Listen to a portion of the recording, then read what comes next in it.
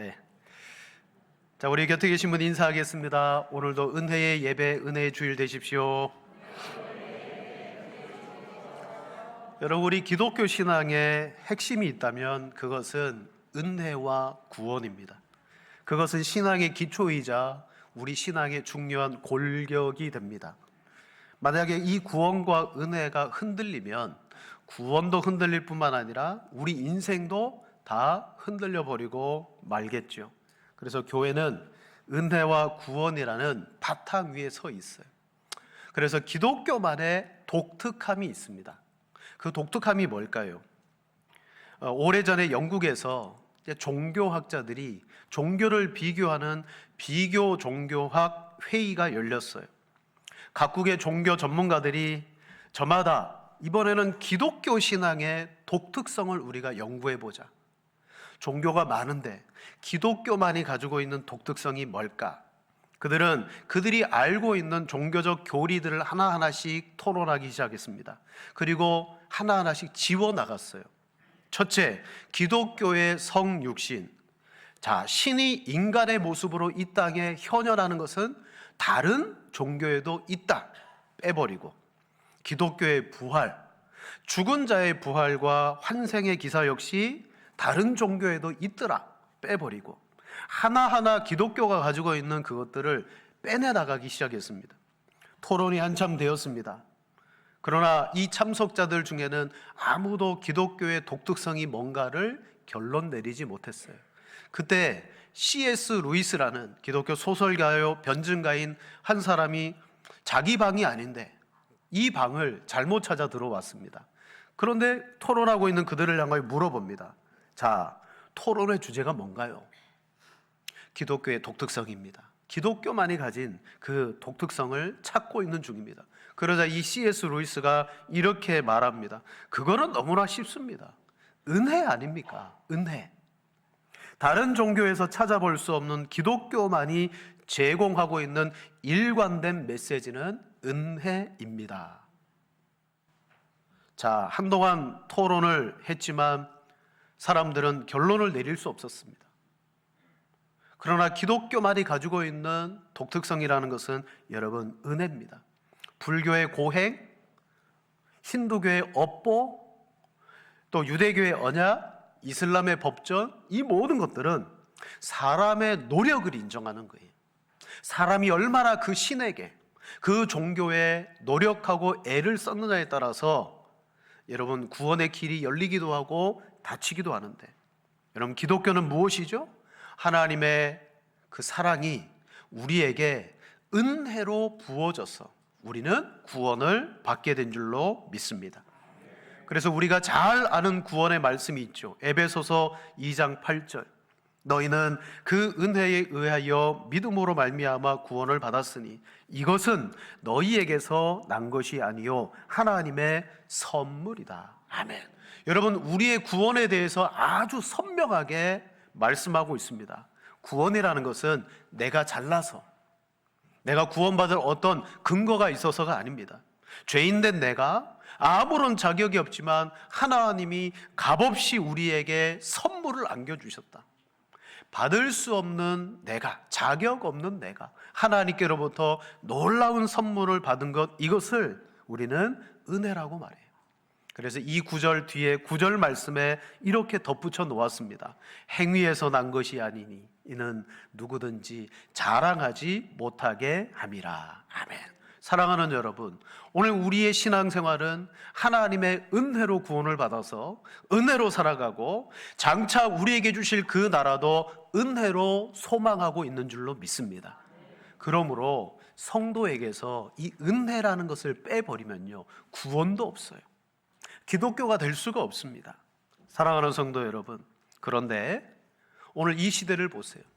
어디를 가도 교회가 있고 또 언제든지 하나님의 말씀, 설교를 들을 수 있는 그러한 기회와 장들이 우리에게는 펼쳐져 있어요. 즉, 옛날에는 설교 한번 들으려고 하면 저 옆 동네에 몇 리를 걸어가야 겨우 교회를 가고, 그죠? 그랬던 시절이 있는데 이제는 버튼 한번 딱 누르면 설교를 듣게 되는 거죠. 그런데 은혜의 문이 활짝 열려 있는 이 시대입니다. 그럼에도 불구하고 사람들은 은혜 받는 일에 무관심하더라.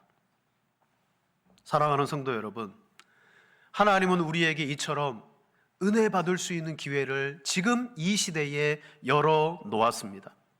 복을 받을 수 있는 기회를 열어 놓았습니다. 행복을 누릴 수 있는 기회를 열어 놓았습니다. 그게 언제냐? 다음이 아니에요. 지금입니다. 지금. 자, 우리 고린도후서 6장 1절 2절 두 절을 같이 읽겠습니다. 우리가 하나님과 함께 일하는 자로서 너희를 권하노니 하나님의 은혜를 헛되이 받지 말라.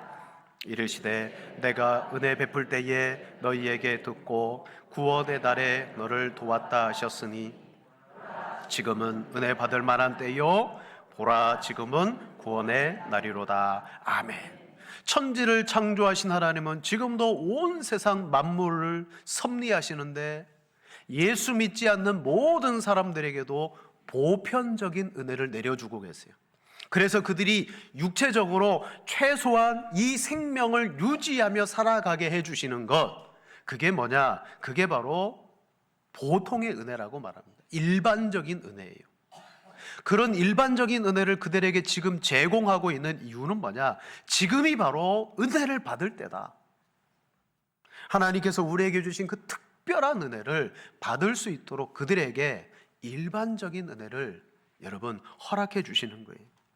그러나 죄인들은 하나님이 내게 은혜 베풀어 주고 계시다는 사실을 전혀 모른 채 오직 자기의 먹고 마심을 위해서 살아가고 있습니다. 그러나 우리는 기억해야 돼요. 왜 하나님이 오늘 나에게 이토록 살게 하셨느냐? 그것은 오늘도 하나님이 내게 베풀어 주시는 그 특별하신 은혜를 받도록, 그래서 그 은혜를 받고 헛되이 살아가지 않도록 오늘 우리를 살게 해 주신다는 것을 꼭 기억하시기를 바랍니다. 여러분, 성도가 내게 주신 하나님의 그 은혜와 그 은혜의 말씀에 늘 충만해 있지 않으면 시간이 지나면서 어떻게 되느냐? 우리 안에 있는 구원의 은혜, 구원의 기쁨이 희미해져요. 퇴색되어 가요. 여러분, 사람은 그렇습니다. 우리 모두는 과거에 첫사랑이 있었어요.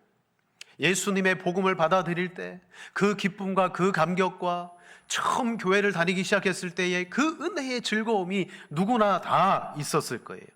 근데 시간이 지나면서 우리는 어떻게 되었습니까? 그 은혜의 역사가 흐릿해졌어요. 희미해졌어요.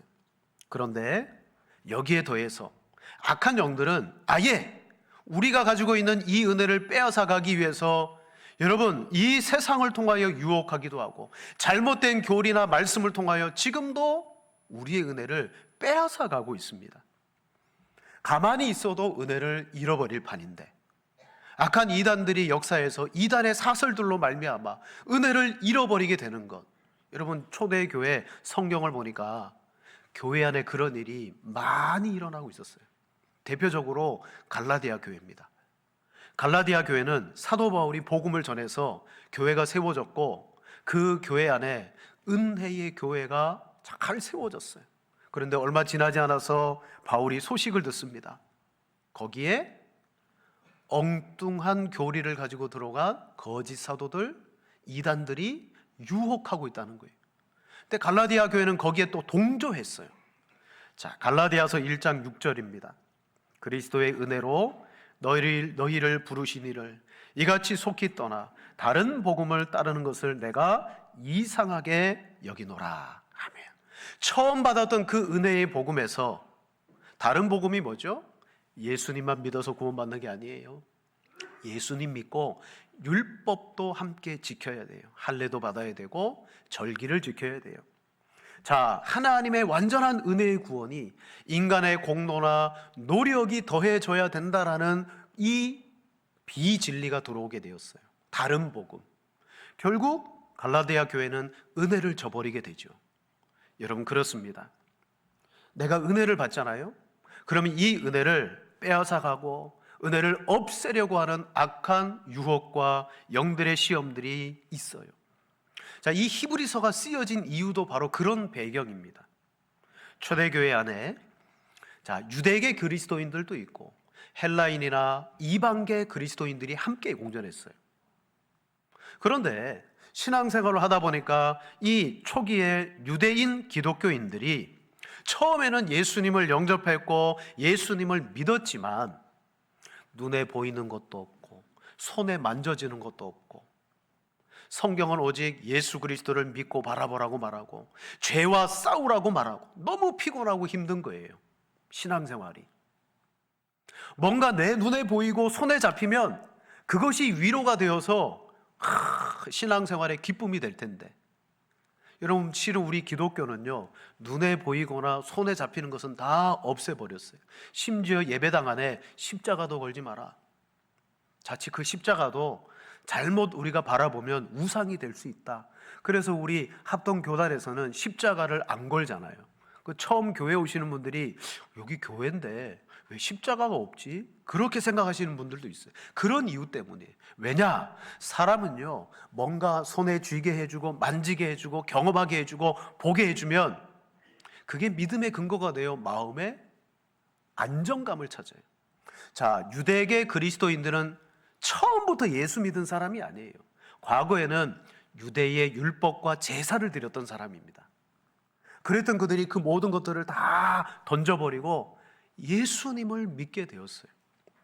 거기에다가 로마 황제 네로의 핍박이 점점 더해지게 되었어요. 내적으로는 신앙의 안정감을 찾지 못했어요. 외적으로는 핍박이 찾아와요. 그 결과 이 유대계 그리스도인들, 히브리 공동체가 어떻게 되었느냐? 뒤로 물러가려고 했습니다.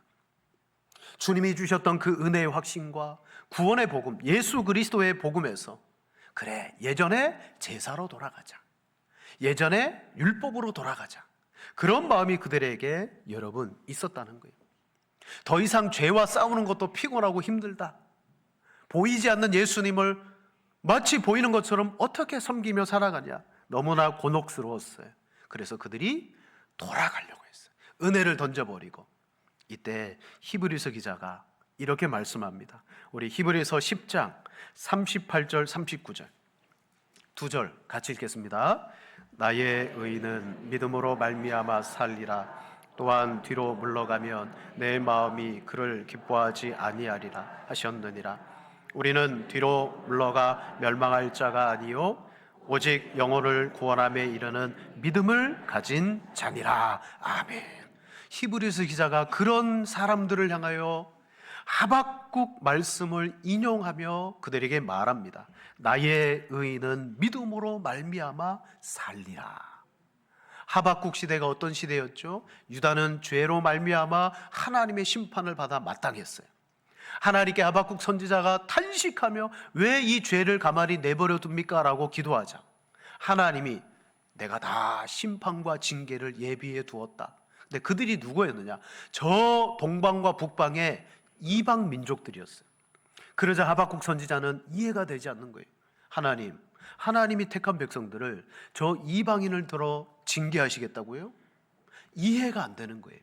그러자 하나님이 하박국에게 하나님이 하실 일을 다 기록해라. 말을 타고 가면서도 볼 수 있을 정도로 자세하게 명확하게 기록해라. 왜냐? 내가 이 말씀을 다 이룰 것이다. 그러면서 하신 말씀이 바로 이겁니다. 나의 의인은 믿음으로 말미암아 살리라. 그렇습니다. 여러분, 우리 기독교는요 눈에 보이는 게 없어요. 만져지는 게 없어요. 오직 하나님이 주신 은혜의 복음이 내 마음속에 믿어지는 것입니다. 그걸 믿을 때에 시간이 지나면서 기쁨도 퇴색되죠. 정말 내가 받았던 은혜의 즐거움도 퇴색될 수 있어요. 외적으로 신앙의 박해나 어려움이 찾아와서 이 유대계 그리스도인들처럼 옛날 유대교로 돌아갈까? 그런 마음이 생길 수도 있어요. 그럴 때 주는 말씀입니다. 나의 의인은 믿음으로 말미암아 살 것이다. 사랑하는 여러분, 하나님의 은혜를 늘 받지 아니하면, 하나님의 은혜를 제대로 누리지 못하면 목사라도 뒤로 물러가고 싶은 마음이 당연히 생기게 되는 것입니다. 그러나 이 믿음은 내가 노력한다고 생기는 게 아니에요. 자, 믿음의 원리가 있습니다. 믿음에는 첫째, 믿음의 대상이 있어요. 오늘 우리의 믿음의 대상이 누굽니까? 하나님의 은혜입니다. 하나님인데 어떤 하나님이에요? 은혜의 하나님이에요. 그 은혜의 하나님을 믿어야 됩니다. 어떤 상황과 순간에도 내가 믿어야 돼요. 그래서 믿음이란 뭐냐? 하나님께서 하신 일에 대한 우리의 긍정적인 반응이에요. 하나님이 하신 일에 대한 긍정적인 반응이 믿음이에요. 자, 예수님이 선생님을 위하여 죄를 사하시고 십자가에서 죽으셨습니다. 그때 그 하나님이 하신 일에 대하여 내가 그렇습니까? 긍정으로 받아들이는 것이 믿음이에요. 그때 누구를 받아들이죠? 은혜의 하나님을 내가 받아들이는 거예요. 사랑하는 여러분, 하나님이 하신 일을 긍정하는 겁니다. 오늘 이 히브리의 공동체는 하나님이 하신 일이 눈에 점점 보이지 않았어요. 예수님이 어떤 분인가? 예수님이 이 제사와 제사장들보다 얼마나 우월하신 분인가? 그들은 잘 알지 못했어요. 하나님이 하신 일을 그들은 긍정하지 못했어요. 그래서 뒤로 물러가려고 했습니다. 여러분, 믿으려면 어떻게 해야 됩니까? 하나님이 우리에게 은혜를 주셔야 될 줄로 믿습니다. 하나님이 어떤 분인가? 이 놀라운 일들을 나에게 이루어 주셨는데 그걸 받아들이는 것 자체가 여러분 믿음이에요. 자, 예수 믿다 보면 가령 뜻하지 않는 고난이 생깁니다. 원치 않는 인생에 여러분 급박한 순간이 이루어집니다. 그때 우리는 믿음을 놓을 수 있는, 믿음을 놓아버리려고 하는 여러분 시험이 우리에게 찾아와요. 욥을 보세요. 하나님을 그토록 경외했는데 집이 다 망해버릴 뿐만 아니라 그의 자녀들이 한 날 한시에 다 죽어버렸어요. 그의 몸은 온몸이 질병으로 여러분 기와장을 가지고 긁어대야 되는 고통 속에 살아가고 있습니다. 이 정도 되면요, 은혜의 하나님이라고? 싫어? 나 그런 하나님 믿지 않을래. 그런 하나님이 있다면 왜 나를 이렇게 만드셨지? 사랑하는 여러분, 우리도 징계나 연단을 받을 수 있어요. 그 징계와 연단에 들어갔을 때도 은혜를 베푸시는 하나님을 내가 어떻게 해요? 믿을 수 있습니까? 성경은 하나님은 그렇게 하실 수 있다. 그렇게 하실 수 있다. 내가 평안할 때에도 하나님이 나를 은혜로 붙들고 계시지만 내가 징계를 당할 때도 하나님은 그렇게 하실 수 있다. 왜냐? 하나님은 우리의 유익을 위하여 징계를 사용하시는 분이시더라. 그게 은혜의 하나님의 일이시더라. 자, 우리 히브리서 12장 5절과 6절 보세요. 또 아들들에게 권하는 것 같이 너희에게 권면하신 말씀도 잊었도다. 일러스되 내 아들아, 주의 징계하심을 경히 여기지 말며 그에게 꾸지람을 받을 때에 낙심하지 말라. 주께서 그 사랑하시는 자를 징계하고 그가 받아들이시는 아들마다 채찍질 하심이라 하였으니. 아멘. 우리가 하나님의 은혜를 놓아버릴 수 있는 결정적인 순간이 언제냐? 예수 믿다가 고난을 당할 때입니다. 예수 믿다가 징계를 받을 때예요. 이때 우리는 왜 하나님이 나에게 이렇게 하시냐? 정말 하나님이 은혜의 하나님이냐? 그러면서 인간적인 마음으로 돌이킬 때가 있어요. 하지만 그 뒤에 말씀, 하나님이 이렇게 하시는 이유는 무엇이냐? 바로 이것이 하나님의 은혜이기 때문이다. 이게 은혜이기 때문이다. 우리 히브리서 12장 11절을 같이 보겠습니다. 무릇 징계가 당시에는 즐거워 보이지 않고 슬퍼 보이나 후에 그로 말미암아 연단받은 자들은 의의 평강의 열매를 맺느니라. 아멘. 아, 그렇구나. 내가 지금 당하고 있는 고난도, 징계라고 생각하는 이런 어려움도 그 뒤에 은혜의 하나님이 역사하시는 이유는 나에게 예비해 놓으신 의와 평강의 열매를 맺는 은혜의 도구로구나. 그렇습니다. 정말 하나님의 믿음을 가지고 살아가는 사람은요, 모든 것이 하나님의 은혜라는 것을, 그 역사 뒤에 은혜의 하나님이 일하고 계신다는 것을 긍정적으로 바라보며 여러분 믿음을 포기하지 않는 줄로 믿습니다. 그런데 성경을 보니까 놀라운 은혜를 하나님께 받았음에도 불구하고 그 은혜를 은혜로 여기지 않고 가볍게 여겼다가 망한 사람들이 있어요. 자, 먼저 우리 본문 15절 보세요. 너희는 하나님의 은혜에 이르지 못하는 자가 없도록 하고. 어떤 사람이 하나님의 은혜에 이르지 못합니까? 또 쓴뿌리가 나서 괴롭게 하여 우상 숭배를 말하여 많은 사람이 이로 말미암아 더럽게 되지 않게 하며 음행하는 자와 혹 한 그릇 음식을 위하여 장자의 명분을 판 에서와 같이 망령된 자가 없도록 살피라. 아멘. 은혜에 이르지 못하는 자가 누구냐? 에서와 같은 사람이다. 에서를 예를 들어 보겠습니다. 야곱의 첫째 아들로 태어났습니다. 여러분 여쭤볼게요. 첫째 아들로 태어나는 것은 내가 그렇게 태어나고 싶으면 태어나고 노력한 뱃속에서 쌍둥이인데 내가 첫째로 태어나야지 노력하면 그렇게 태어나는 것입니까? 아니면 은혜입니까? 은혜예요. 여러분 첫째로 태어나는 거 내가 노력해서 태어나는 게 아니고 그건 은혜예요. 자, 에서가 첫째로 태어나고 보니까 하나님이 이스라엘에게 베풀어 주신 은혜가 있어요. 뭐냐? 장자에게는 장자의 명분, 다른 자녀들보다 몇 배의 복을 주고 아버지의 축복을 받을 수 있는 그러한 은혜를 주었어요. 누구에게? 에서에게. 에서는 그 은혜를 받은 사람이에요. 그런데 어떤 일입니까? 그가 사냥하고 돌아왔습니다. 너무 배고픈 거예요. 사기꾼 야곱이 팥죽을 쑤어놓고 형의 장자권을 빼앗기 위해서 일을 꾸며놓고 그 허기진 형에게 형이 말합니다. 그 팥죽 한 그릇 나 좀 다오. 그러다 동생 야곱이 형의 장자권을 내게 파시오.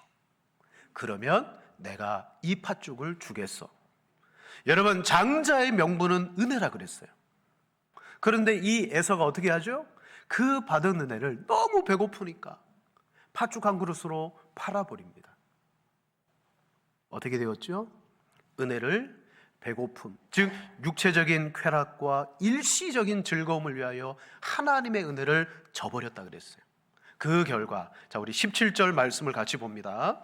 너희가 아는 바와 같이 그가 그 후에 축복을 이어받으려고 눈물을 흘리며 구하되 버림바 되어 회개할 기회를 얻지 못하였느니라. 아멘. 사랑하는 성도 여러분, 에서에게 주신 그 장자의 명분이 그가 값으로 살 수 없는 은혜인 것처럼 하나님은 저와 여러분에게 예수 그리스도의 십자가의 구원의 은혜를 주신 줄로 믿습니다.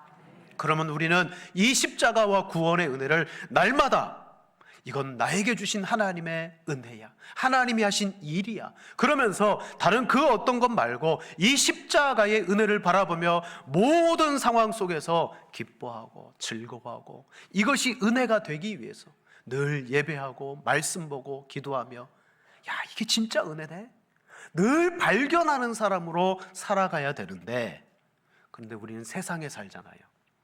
사탄은 세상을 통하여 저와 여러분에게 육신의 정욕과 안목의 정욕과 이생의 자랑과 이 세상의 즐거움으로 그 은혜를 어떻게 빼앗아가 버리려고 하더라는 거예요.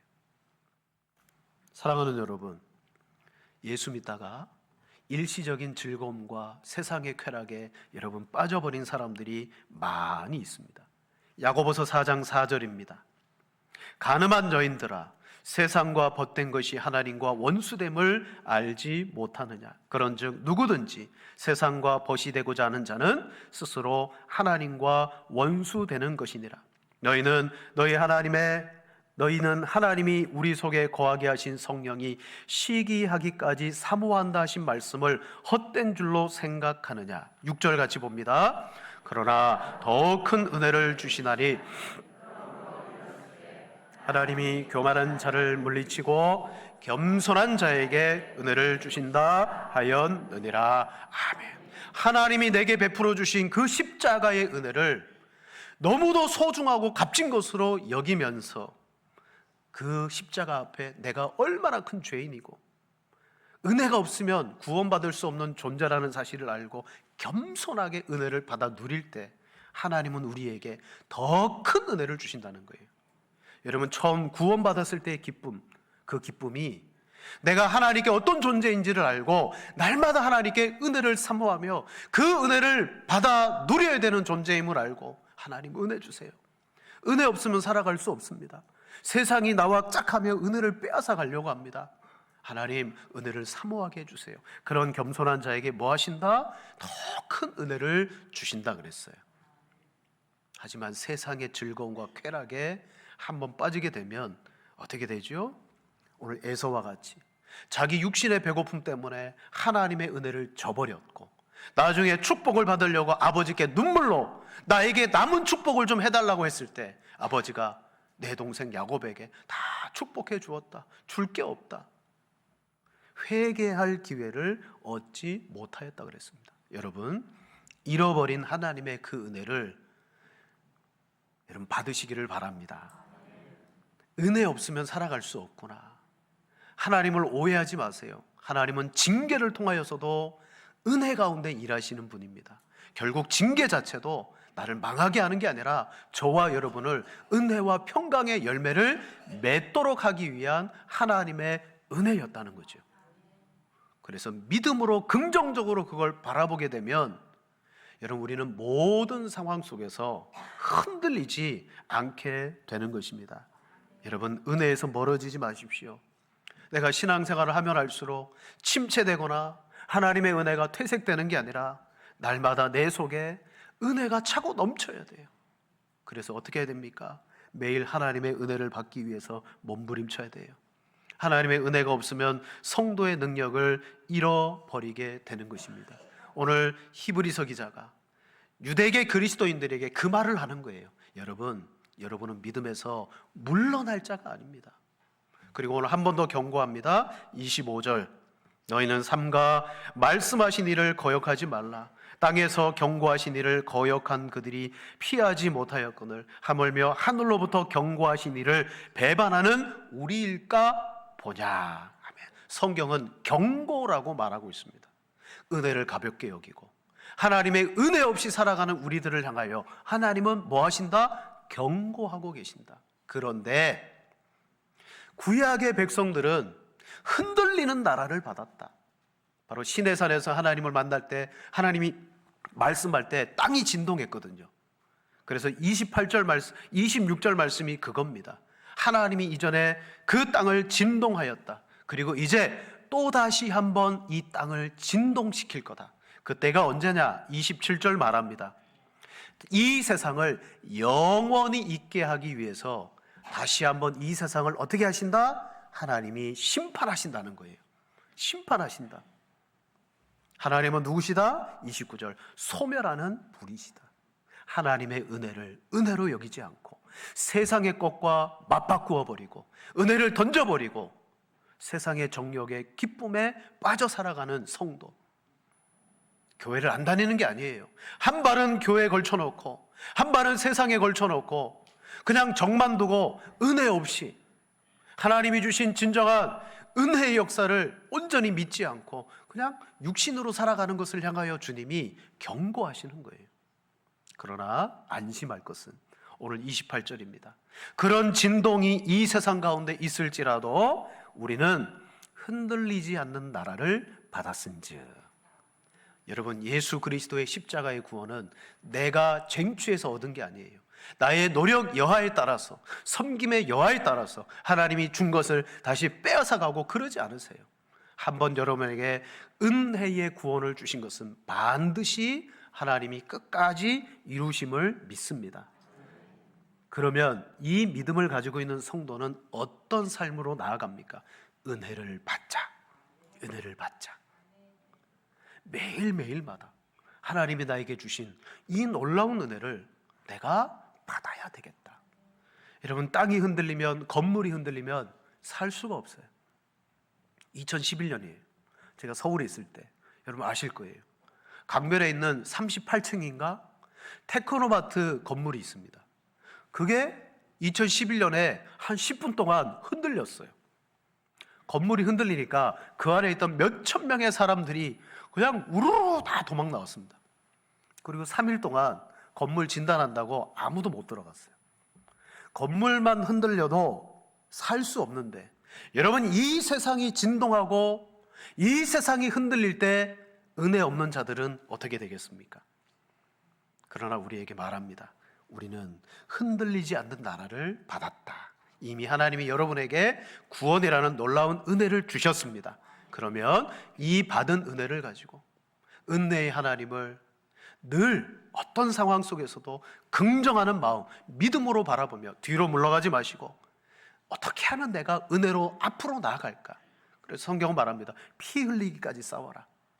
은혜를 누리며 은혜를 지키기 위해서 살아가시는 여러분 되기를 바랍니다. 은혜는 무엇입니까? 성경은 이렇게 말합니다.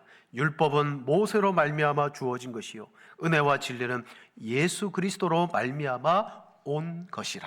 아멘. 예수 그리스도, 내가 믿는 예수 그리스도를 더 선명하게 알고 더 확실하게 알아가는 것, 그게 하나님의 은혜인 줄로 믿습니다. 기도하겠습니다.